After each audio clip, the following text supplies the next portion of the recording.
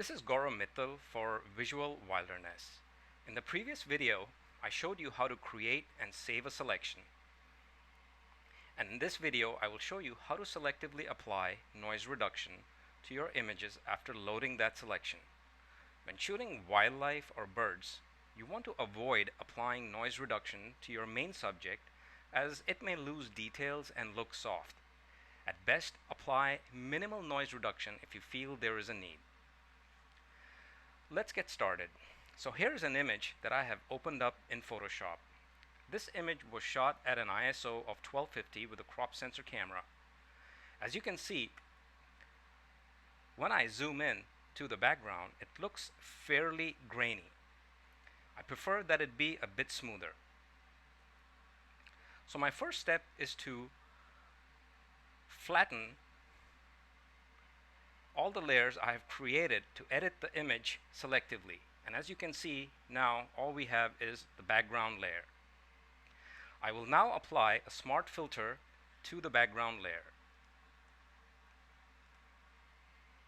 Photoshop will tell me that to enable re-editable smart filters, the selected layer will be converted into a smart object. I will click OK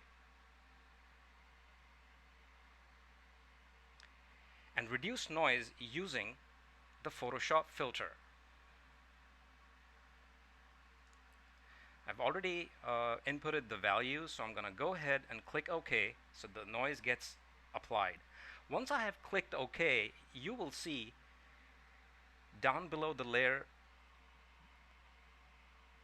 that Photoshop automatically adds a smart filter, and it appears below the smart object layer with the noise applied. Just remember one thing, that smart filters can be adjusted, removed, or hidden. So they're very flexible and they are non-destructive.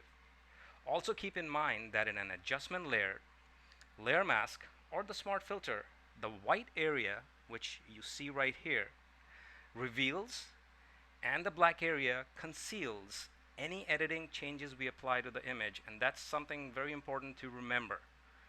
That again, I'll say that again, that the white area reveals and the black area conceals any editing changes we apply to the image. Since the selection for the bird has not been loaded yet, the noise is applied to the entire image as represented by this white area.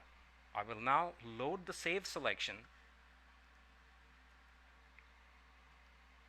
that I had made for the bird.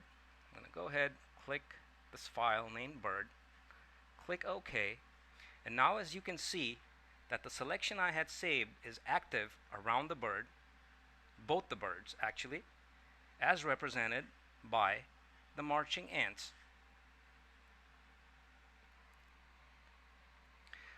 Now I'm going to go ahead and fill this selection that I made for the birds with black so that the bird is hidden from the noise applied to the rest of the image.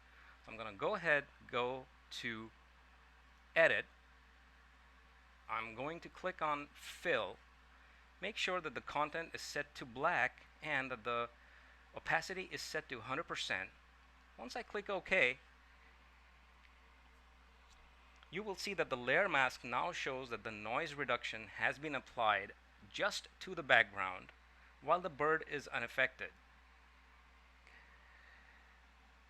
And very clearly it is visible now that once I zoom in to the image, you can see that the background looks much smoother. I'm going to go ahead and click on the smart filter, click on and off on the smart filter so you can see the difference. Let me just go ahead and zoom in here a little bit more, perhaps not that much. There we go. So now you can see that the smart filter is turned off and the changes are not visible. Okay, there we go. Now I have the changes back in. So with the smart filter turned on, you can see the background looks much better than it was previously. And here we go. So this is a quick way of selectively applying noise reduction where necessary. Just one final word. Do note that there are many different ways of achieving the same result in Photoshop, and I would encourage you to explore different ways of applying noise reduction. This is one of the many ways that I actually this is the way that really works best for me, and it is the quickest. And there are, as I have mentioned, various other ways of applying noise reduction in Photoshop. I hope you enjoyed this video. Thank you so much.